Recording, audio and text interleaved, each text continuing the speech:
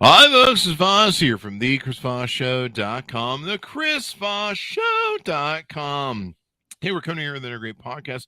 We certainly appreciate you guys tuning in. You guys know the drill. If you're new here, go to youtube.com/Chris Voss, hit the bell notification button. Go to goodreads.com/Chris Voss, see everything we're reading and reviewing over there. Also, go to our other things on LinkedIn, Facebook, Instagram, Twitter. Subscribe to the LinkedIn newsletter. It's killing over there in our big 132,000 group on LinkedIn. Today, we have an amazing author on the show. His name is Justin Gest. He's here with his new book that's going to be coming out, releasing March 22. You got to love these numbers, huh? March 22. The book is called Majority Minority, and it's going to be a very interesting work we're going to be talking to him about. He is an associate professor of policy and government at George Mason University, and the Schar School of Public Policy and Government. He is the author of 6 books on the Let me just recut this, Jason. I'm just going to recut this because I'm fighting with the screen here, and all the things are in all the wrong places. So we'll edit this in post, as they say. Justin Gest is an associate professor of policy and government at George Mason University's Schar School of Policy and Government. He is the author of 6 books on the politics of immigration and demographic change, including the new minority, white working class politics in an age of immigration inequality and crossroads, comparative immigration regimes in a world of democratic change. In 2007, he co-authored the Migration Studies Unit at the London School of Economics. He's provided reporting or commentary for ABC, BBC, CBC, CNN, The Guardian, Los Angeles Times, NPR, The New York Times, Politico, Reuters, Vox, and The Washington Post, and now The Chris Voss Show. Welcome to the show. How are you, Justin? Thanks. All's good. Thanks so much for having me on, Chris. There you go. So the new minority, the rest of the line is the white working class politics in an age of immigration equality. Is that correct? Yep. That was my book from 2016. Oh, okay. They put a semicolon in there, so I wasn't sure if that was the subtitle of the book that we were missing. So the book's just Majority Minority. Is that correct? That's it. There you go. So give us your plug so people can find you on the interwebs. Oh, sure. Well, they're welcome to check out my personal website, which is just my name, Justin Gest, GEST.com. Mm-hmm. They can also follow me on Twitter, which is just @_Justin Gest. And then, you can Google me. It's an open sewer. Everything is on there. There you go. So what motivated you want to write this book? So in many ways, actually, it was that first book that you mentioned, that earlier book, The New Minority, which was all about white working class politics and the politics of nativism, populism, backlash. It was a fascinating, subject matter to study, to really understand what's at the sort of core of this populist turn in transatlantic politics right now. And, one of the key findings, I think, was the specter of demographic change, the way countries are shifting. It really was a sort of shadow that hung over the politics of white working class people. And I think of just American politics more broadly, and European politics too. And so I wanted to really just better investigate how societies respond to demographic change. And is there a good way? Is there a bad way? And, what pivots our societies towards conflict or away from conflict and closer to coexistence? We've certainly been going through some things, and the part of this country's history is its 450 years of issues with race and slavery, and we never have resolved any of it. Right now, we're kind of at this crossroads where it seems like we have 2 political parties. One that is fighting the fact that, I think it's 10 to 20 years, you'll correct me here, I'm sure, that white people will be a minority for the very first time in this country. And that seems to be causing a lot of disruptions of power. One party seems to embrace the progressiveness of it, and what's that old line from The Country? No country from old men. You can't stop what's coming. That's vanity. And the other one is clawing and fighting to keep power no matter what it is. That's kind of my opinion or take on it. What do you think about that? Yeah, I think that that's a reasonably accurate way of looking at things. I think that progressives in this country are pushing our population into the future in many ways. I think faster than some Americans are comfortable with going. And on the other side, conservatives are trying to hit the brakes, and it's a future that many of them fear or feel enormous amounts of uncertainty and discomfort around. And what is that future? Well, a very important part of that future, a critical part of that future, is the demographic composition of the country. And you're absolutely right. In about it'll be about 25 years, more or less, when we're projected to be a majority minority country. And that's viewed in very uncomplicated, very simple ways that I really wanted to unpack. So give us some things. I've heard Republican conservatives say that outright. They're like, what's one of the reasons they're against immigration? It's really a loss of power. I think some of it is racially based for some people, but it really is a loss of power and control. I think maybe when it comes down to its core. Yes, well, so much of politics is about power, right? It's Money. And identity politics as well, right? Because of the symbolism involved. But I do think that, at its core, the backlash that we've experienced for such a long time now, it feels like, longer, but it's only been about 5 to 7 years, is really driven by that sense of lost control and the desire to somehow recoup it. And so as a result, we sort of, aggrandize what the past was actually really like. We look back through rose-tinted lenses at periods of time that were subject to intense segregation, a lot of suppression of different people and social exclusion and discrimination. But also, economic trials and tribulations and Cold Wars. And I mean, it wasn't all that it was sort of cut out to be. The problem is that I don't think that progressives have done enough of a job persuading many white working class people who fear that future that we've been discussing, that there's a place for them there too. And that's really the sort of biggest challenge of inclusion. Can inclusion mean being inclusive of everyone, including people who have a longer period of heritage in the country? Yeah, I've heard this a lot of Republicans say, we treated them horribly for 450 years. When we become a minority, they're going to treat us badly when they're a majority. And you're like, that's a really awful way to think, but this is the way they think. So what are some aspects of the book that we should touch on and tease out? Sure. Well, I think that there's a lot of aspects. I mean, the book, I visit 6 different majority minority societies because most people seem to think that the United States is experiencing this almost like a guinea pig. We're the first ones in the whole world who have ever had to go through this kind of milestone. But that's actually not right. There's a lot of other societies. Well, not a lot, but there are a number of societies that have actually gone through this change before. And so I visit 6 of them, study them historically and also in the present, do a bunch of interview research on a variety of public officials, up to the level of former prime ministers of countries, to better understand how they transitioned and what they did right and what they really didn't do right. And then I use a bunch of public opinion research, political behavior research to understand how contemporary attitudes are right now in the United States and in Europe as well. The overarching argument of the book that I think that is in some ways counterintuitive is that we've been focusing so much on the extent of prejudice in our society, so much on the extent of discrimination and racism. And that's not to suggest that those aren't powerful subjects and that they're not inherently true. There is a lot of prejudice in American society and elsewhere. But those sentiments are really they're not really going anywhere. And if we are kind of hitching our chances of finding a way of coexistence and depolarizing society on everyone becoming a whole lot less racist, we'll be waiting a really long time. Prejudice is in many ways, what psychologists are showing is that, prejudice is in some ways innate. Our minds are wired to prejudge. Our minds are wired to create double standards that are terribly unfortunate and riddled with, double standards.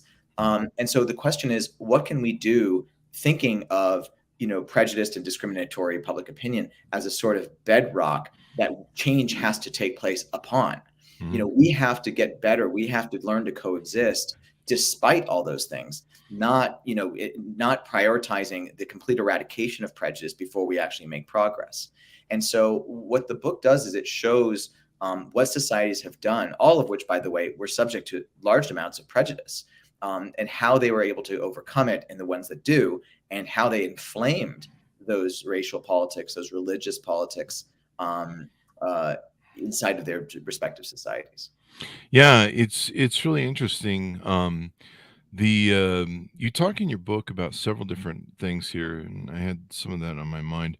You talk about well, what happened with the six societies? If do you want to give us just a summation, because we don't want to tell everybody the book; they got to buy it to read it. Of course, But of course. did the six societies end up better for or is that giving away too much of the book? No, and let's talk about it. Let's talk about it. So, we don't have, time here to get into the stories of each society. Each society is just a marvelous story. Like each one's so interesting and rich. Mm, But what's fundamental across all of them is that unexpectedly, minority group or more than one minority group eventually overtook in terms of population the original majority group, and they have all that in common.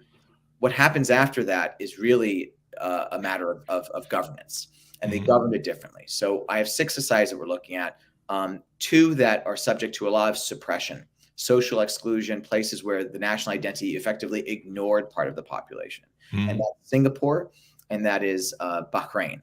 Bahrain, you have a Chinese majority that does not ignore the minority groups. Quite the opposite. They actually acknowledge them quite a bit, but they keep them in their place with a lot of really discriminatory policies wow. that sustain their demographic advantage. In Mhm, Bahrain, it's much more overt.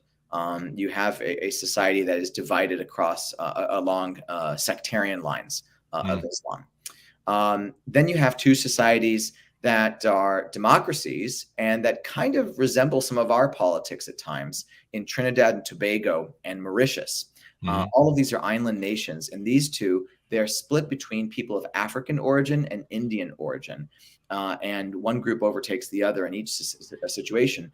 And rather than have this sort of society that's characterized by suppression, instead, these societies are characterized by just terrible tension, constant racialization of politics, legislative paralysis. Does that sound familiar? yeah. And so they've really struggled with this majority minority shift.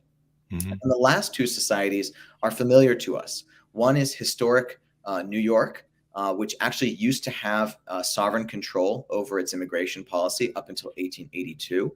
mm, New York was able to control who came in and who they could deport. And that was true of all US states until 1882, when immigration policy became federalized. And the majority minority shift came with the arrival of an enormous amount of Irish people, and then eventually Germans, Jews, Slavs, Italians, etc. And then in historic Hawaii, until 1898, Hawaii was a sovereign kingdom. It was actually annexed in 1893 in a bloodless coup. But before that, it was its own country. It was independent, and it had its own immigration policy, and it was a majority minority state. And we can learn a lot from these countries. What happened in those two places, New York and Hawaii, that makes them different from the other places is that they reconceptualized their nation. They mhm, reconceptualized who they were to adapt to what their population was. mm. And that made them fundamentally different. And not everything's hunky dory. New York's not perfect today, and of course, Hawaii was ultimately gobbled up by the United States. But the truth is that they certainly are a happier ending than we see in the other four countries. Mhm. They, and does that include ours? Yeah, I mean, where we stand right now is really, I think, at a pivot point. Yeah. I think that how we manage demographic change, how we govern, how we model what intergroup relations should be like in the next 10 to 20 years is going to be very determinant about what happens to us as a society, whether we pivot to conflict or coexistence. Yeah. And what's really interesting, you talk in the book about the real threat of immigration is not having enough of it. What was funny was this morning I put out on the newsletter an old episode we had with Matthew Iglesias, who used to be with Vox. His book "1 Billion Americans: The Case Yep. for Thinking Bigger," which is ironic because yours probably going to go out tomorrow.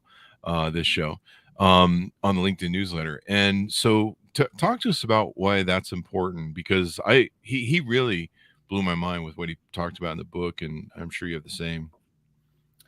Yeah, well, look, in some ways, I'm a little bit more cautious, I think, Mhm, than that. I think that we can't just hurl ourselves into enormous demographic change. In fact, what we see is that the backlash is intensified when Native populations feel like they've lost control over the Mhm. direction of their society.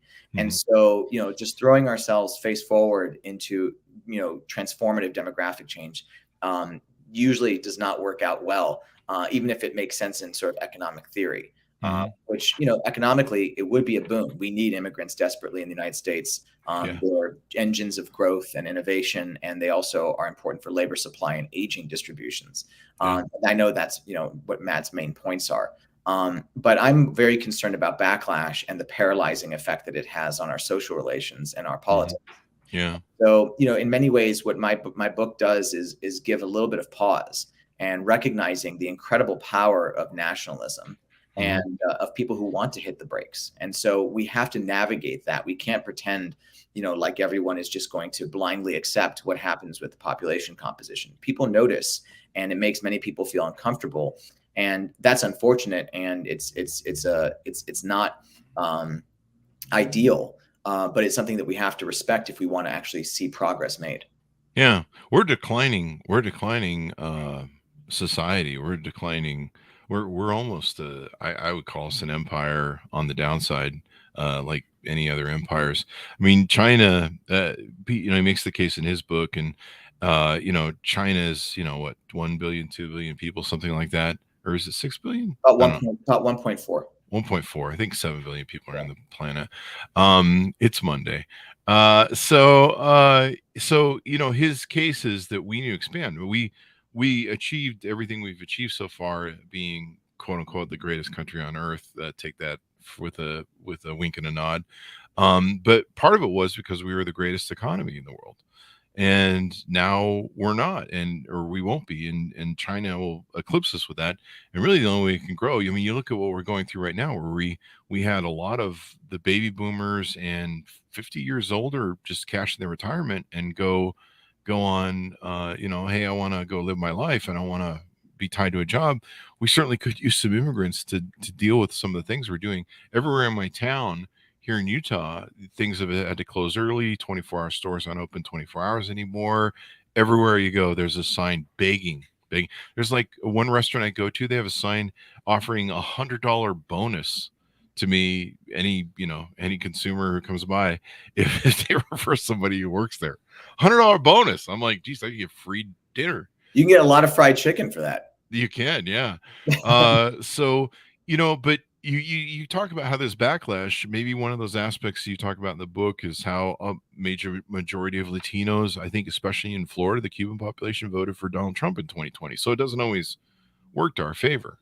No. So, up until recently, the U.S. population, the U.S. politics has been quite severely racialized, actually. Mm-hmm. So the Republican Party is better than 5 out of 6 white people. So the party is heavily white, skews a little older as well, more male, and a lot more rural, which is precisely the areas of the country that are depopulating. The Democratic Party, you still have plenty of white people in the Democratic Party, but what you also have is that a sort of dominance among minority groups. The vast majority of minority groups are pro-democratic and lean democratic, and that wasn't always true. Yeah. So in as recently as 2004, George W. Bush nearly split the Latino vote, Wow. 44% to 56. In 2000, the majority of Muslims in the United States supported the Republican Party. Wow. In 1992, George H.W. Bush won the majority of Asian American voters. So, it's not like, the Democrats have always had this kind of stranglehold on minority appeal, on the appeal to minority groups. It's just that our identity politics have pushed us this way. If you're a Latino in the United States right now, if you're a Black person or a Muslim, you probably feel vilified in certain circles or in certain political, despite certain political rhetoric. So, I think this is a relatively recent phenomenon. Mm-hmm. But what we are seeing is that's beginning to change a little bit on the margins with Latinos. Yeah. The results from the most recent general election in South Texas and South Florida, where you have a large number of South Americans in South Florida, and you have a large number of Tejanos or Texicans, if you will, in South Texas. These populations are starting to lean more and more Republican. That's not necessarily to suggest that Latinos in Arizona or California or New York are going to do the same, but it is significant nonetheless. Yeah. And I recently wrote an op-ed for CNN Opinion about this, arguing that what we're really seeing is not the way that the way Latinos are seeing the Republicans or Democratic parties is different now. No, what's different is actually the way that they see themselves. Many Latinos are beginning to see themselves and self-identify as white. And so they're actually converging on the sort of white nationalist politics that we're seeing come out of the popular right now. That would explain, after Donald Trump was elected for, 4 or 5 years, I watched Latinos, and there was like the Latinos for Trump group. And I would watch them I watched their interviews, and they would be like, no, we shouldn't have, Mexicans shouldn't be able to come here. And the people would be like, yeah, but didn't you come here illegally and then gain citizenship? And they'd be like, yeah, but we don't need more people here because it's kind of that they're taking off of my plate sort of mentality, or not in my backyard. Maybe, I don't know if that's the right thing, but basically immigration, they call it shut the door behind you. Wow. But actually what we see really in South Texas in particular is really fascinating, because Tejanos, largely did not come without, papers to the United States. In some cases, Tejanos never even migrated at all. The old saying is, I didn't cross the border crossed me, because part of Texas used to be part of Mexico. That's very true. Yeah. And so when the border moved south, they became Americans without having actually migrating anywhere. Yeah. And so those politics are also really fascinating. I mean, they're exceptional. That's not going to be true of Dominicans or Salvadorans who are in the country, or most other Mexicans. But it's complicated. Yeah, it's really interesting to see them embrace that. I saw some joke memes about how people are supporting Russia trying to re-annex Ukraine. It's like, hey, if you want to support that, then Mexico wants Texas back, and California and Arizona and New Mexico. Yeah. I mean, if we're going to play that game, let's all just give it all back. But it's really interesting. But they really see themselves as white. Is it because they feel they're American? Is that what trips that over? To some degree, there's some degree of assimilation, of integration that's taking place. But also, remember that on U.S. Census forms, we asked 2 questions. This is the Department of Commerce, the Census Bureau, the same ones predicting the majority-minority shift. They've asked, what is your ethnicity? And when they ask your ethnicity, you have 2 choices. You are Hispanic or non-Hispanic. Right. And so they will choose the Hispanic option because they are indeed Hispanics. But then the second question is race. And there is no Hispanic option for race because it's viewed as an ethnicity. And so faced with the choice of whether you are Black, white, Asian, or Native Pacific Islander or Native American, 60% of U.S. Latinos opt for white. And it might be a matter of just affinity, even if, from the complexion of their skin, they may not be, as white as Donald Trump is, but they identify as white. And, and it makes sense. You're less likely to be discriminated against if you're thought of as white. You're maybe less likely to be excluded socially, or whatever is on your mind. There's some degree of aspiration towards whiteness, which has always been part of the American mainstream, mostly for the worse. But then also one thing that's worth bearing in mind is that, we think that the United States is a very racialized society, but actually, Latin American countries are terribly racialized. Poverty is terribly racialized. There are hierarchies of skin color, of color tone. Yeah. So in their countries, in Latin American countries, people are acutely aware of colorism. And when they come to the United States, many migrants, thought of themselves as rather light-skinned relative to the indigenous population or the Afro-Caribbean or Afro-Latino populations in their home countries. And so when they come here and are told that you're brown, that's news to them. And so many of these folks may have already arrived thinking that they were always white. And frankly, it's hard to argue with them because many of them actually have European heritage, which is conventionally associated with whiteness. Many of them have, ancestors, just 2 or 3 generations ago that came to Colombia, or Argentina, or even Mexico, from Germany, from Spain, from Italy, from France. Mhm. So, they actually, are about as white as any other American who came from those countries of origin. And so racial politics are just filled with these complexities and subjectivities. And, ultimately, people have a lot of control over how they self-identify. Wow. That explains everything. You've answered the question I've been wandering around for 4 or 5 years going, what the hell? And but that does explain on the Census Bureau, because I never really thought of it that way. So do you think it sounds like we can never really get rid of racial judgment, racial problems? I know Black people have the same thing where they discriminate based on the variation in color of the darkness of their skin to each other, which is I found that when I first discovered that, I was like, seriously? But do we just have to learn to live with it, or are we ever going to beat racism? We have to stop making our national identity contingent on Mhm. race at all. Yeah. I mean, we just have to accept the fact that our society is highly diverse, but Mhm. none of it is actually material to belonging, Yeah. and that's the bottom line.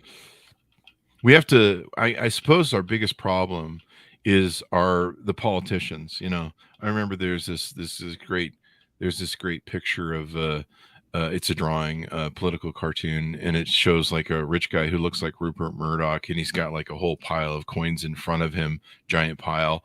And then there's a worker who's clearly a blue collar worker who's got like one or two coins on his plate, and then there's an immigrant, and the rich guy is saying, hey, that immigrant guy is stealing all your money from you, when really and this is a trope that's as old as the beginning of man. Is politicians have been using this thing of the immigrant's always the one who's stealing from you. Meanwhile, the rich get richer, the poor get poorer. They're gaming the laws, they're gaming all sorts of different ways that they can use to avoid taxes, et cetera, et cetera. So do we just have to get wiser as a populace and go, hey, don't play identity politics with us anymore? Well, I do think that there's a place for calling out politicians who are trying to divide us. Yeah. I think that the more political opponents and social movements actually call people out when they are trying to use race, ethnicity, religion, gender, sexuality as a way of dividing us against each other for Mhm. short-term electoral reasons to win an election. We should call them out for that and say, look, this person is trying to distract you, Mhm. with identity politics from what really matters. And what really matters is your wages, your employment, your access to healthcare, climate change, whatever it is that's on your mind, crime waves, whatever else you should be really worried about.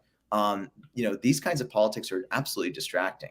It's keeping me in business because I study these things, but I would much prefer a world where, our politics are not as subject to identity. Yeah. But unfortunately, there are very few, points in history where we can really claim that, outside of, authoritarian socialist regimes. So, we need to craft something new. We need to we're trying to do something revolutionary here.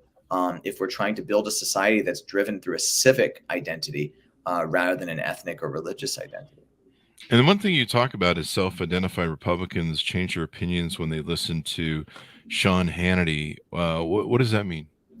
So in the book, I mentioned that beyond the sort of these deep studies of 6 other societies, I also do a lot of polling research in both the United States and Europe. And one of the things that we try out is we've seen how powerful partisanship is and whiteness is and maleness is as a sort of symbol, as a signal to supporters of the Republican Party and of people who co-identify as white, male, and Republican. Mhm. And what we wanted to test was, what is the effect of having someone who you co-identify with telling you something that you naturally are inclined to disagree with? What is the effect of them saying it all of a sudden? So it's almost like a Nixon to China situation where, imagine Barack Obama, for Democrats, for those of your listeners who are Democrats, imagine, if you're a really big fan of the Obama family, and all of a sudden the Obama family said, listen, I've thought a lot about it, and actually, coal isn't that bad, and a little bit of coal, burning coal is not going to, kill the world, and we should probably be a little bit more accepting of it.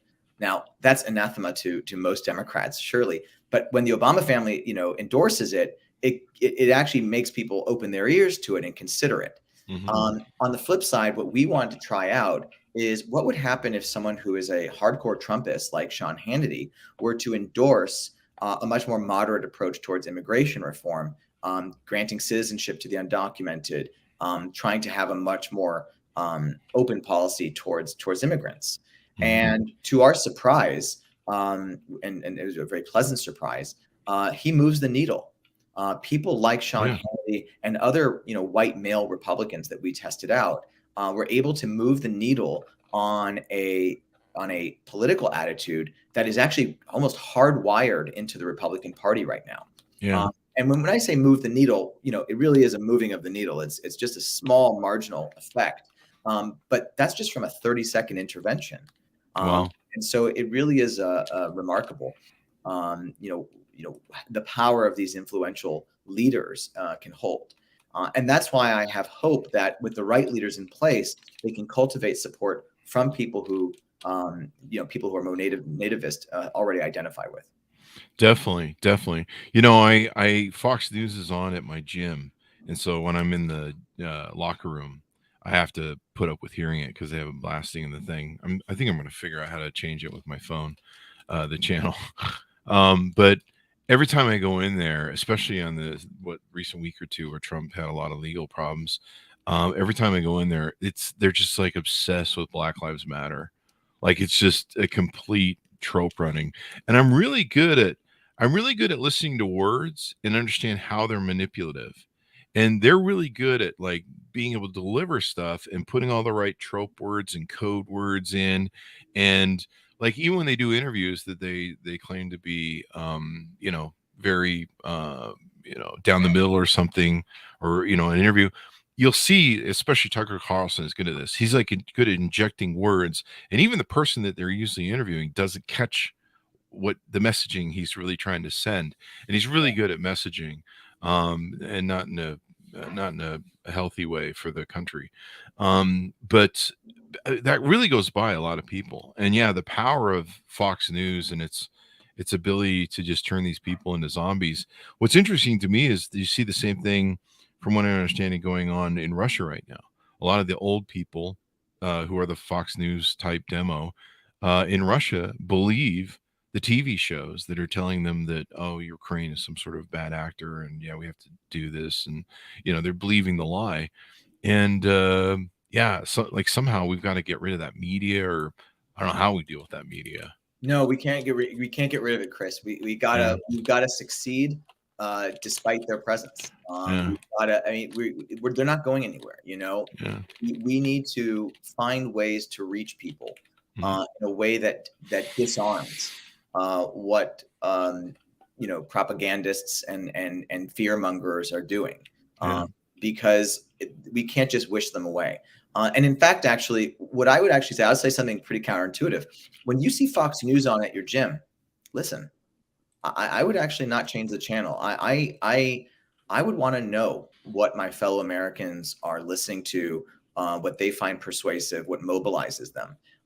Because one of the real problems, I think, in racialized countries and polarized countries in particular, is that people stop listening to each other.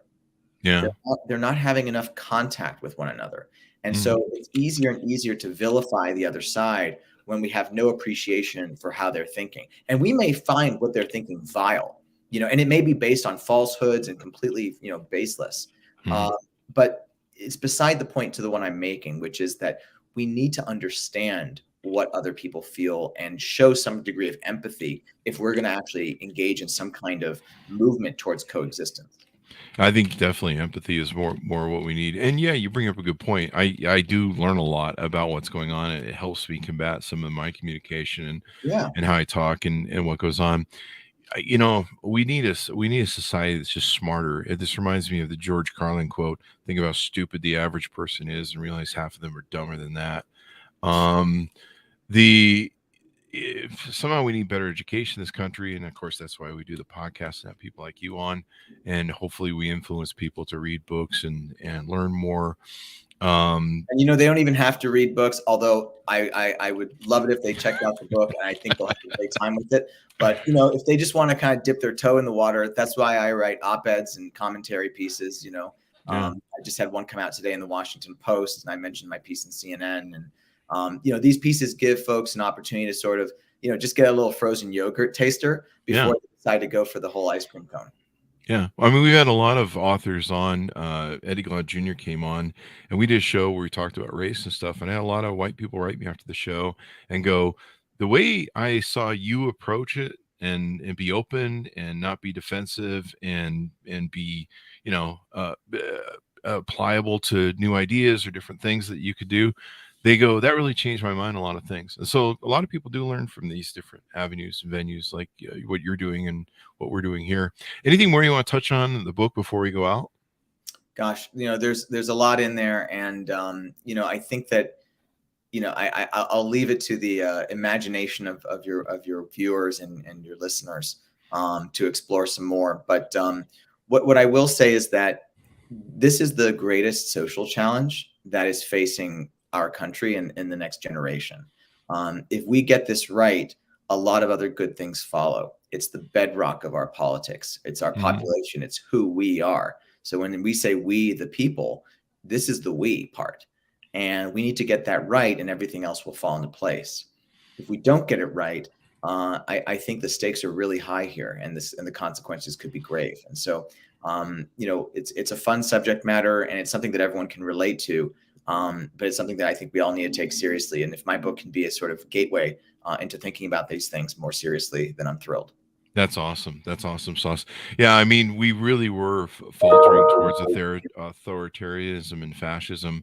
Hopefully now, from what we've seen, the ugly side of it and been reminded by history, unfortunately, it's sad that we have to learn from the ugliest parts of history, not the beautiful parts, if we learn anything at all, for that matter. But it sounds like an excellent book, great history lesson.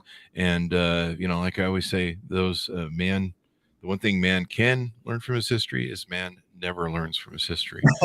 So if you just stop doing that. I'm trying my best to see if we can push back on that. Definitely. Give us your plugs, Justin, as we go out. Sure, no worries. If you're interested in the book, it's called Majority Minority. It'll be out March 22nd from Oxford University Press, and it'll be at all major book sales. If you're more interested in the book, you can check it out on my website, which is Justin Gest. It's JustinGest.com, or you can follow me on Twitter, which is @_Justin Gest. There you go. Thank you very much for coming on the show, Justin. With pleasure, Chris. Anytime. There you go. And guys, read the book, understand what's going on in our world, and try and unite us instead of separate us. Go pick up the book. It's going to be coming out March 22, 2022. Majority Minority. And pick that up where fine books are sold. Don't go into those alleyways because you might get stabbed. Anyway, guys, there'll be an audiobook soon enough. So you don't even have to you don't have to go into an alley. No more stabbing. That's we're against the stabbing. I don't know what that means. Find bookstores wherever they're sold. Also, to my audience, go to youtube.com/Chris Voss. Hit the bell notification button. Go to LinkedIn. Subscribe to the newsletter and our big group that's over there. All my groups on Facebook, LinkedIn, Twitter, Instagram, everywhere. Just search the Chris Voss Show. We're freaking everywhere. It's insane.